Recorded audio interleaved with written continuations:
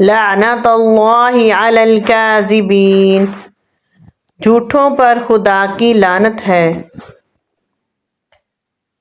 السلام علیکم ورحمۃ اللہ وبرکاتہ۔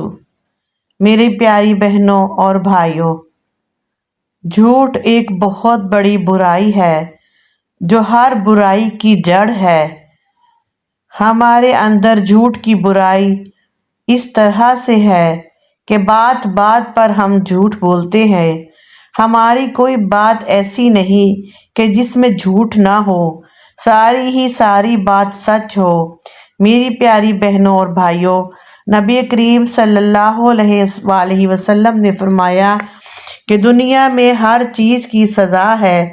چور کی سزا ہے، زنا کی سزا ہے، مگر دو کام ایسے ہیں جن کی سزا دنیا پر نہیں آخرت میں ہے، ایک جھوٹ اور دوسرا سود کھانا۔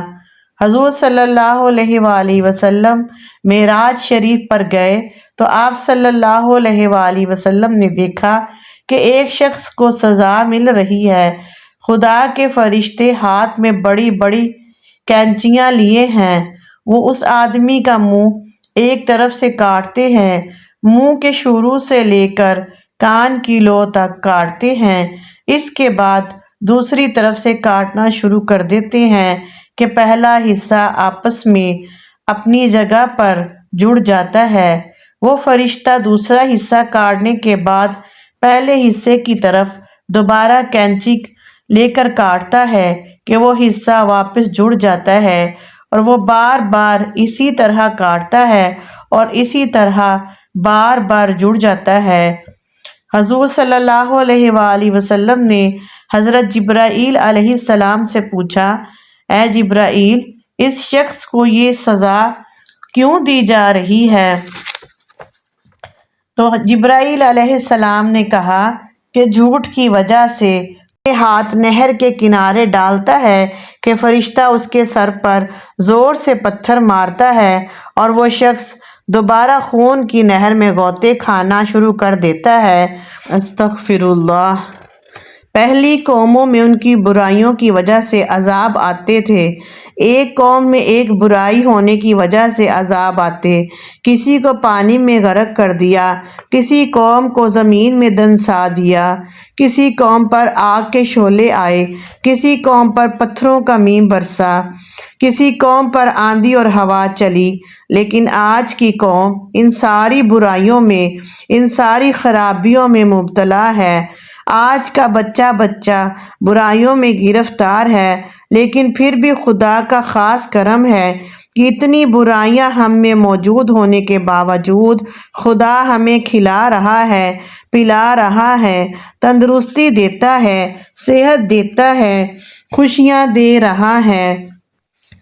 ہمارا ہر سال پچھلے گزرے ہوئے سال سے برا ہے، ہمارا ہر مہینہ پچھلے گزرے ہوئے مہینے سے غلط ہے، ہمارا ہر ہفتہ پچھلے گزرے ہوئے ہفتے سے برا ہے، ہمارا ہر دن ایک دوسرے دن سے خدا کی نافرمانی میں گزرتا ہے۔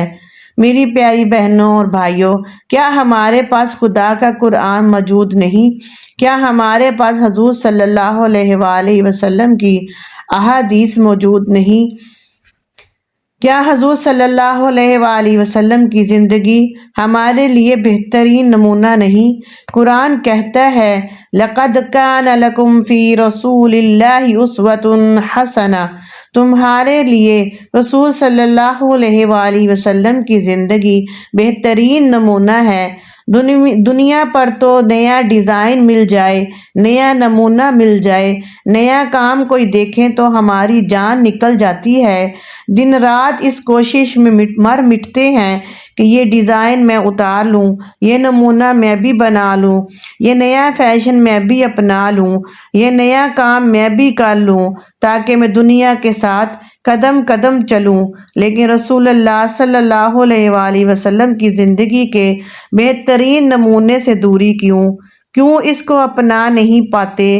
کیوں اس کے مطابق اپنی زندگی کو ڈھال نہیں سکتے؟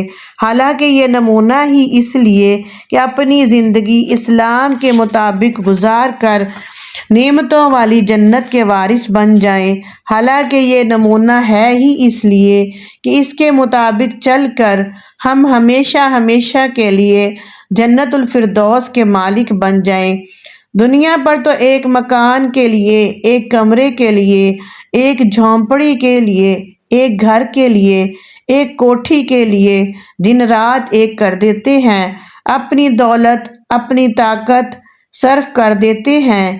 اس جنت کی کوئی فکر نہیں جس کے لیے خدا خود ٹکٹ دیتا ہے، اور اس قرآن کے مطابق چل کر آؤ، میں تمہیں جنت کا وارث بنا دوں گا، جس میں نہ گرمی لگے گی، نہ دھوپ لگے گی، نہ اے سی لگانے کی ضرورت، نہ کولر لگانے کی ضرورت، نہ پنکھا چلانے کی ضرورت، نہ اس میں سردی لگے گی، نہ اس میں ہیٹر لگانے کی ضرورت۔ وہ جنت ایسی جنت کہ جس پر ہر چیز لگی لگائی ملے گی۔ ہر برائی کی ڈیٹیل بیان کرنا ناممکن ہے۔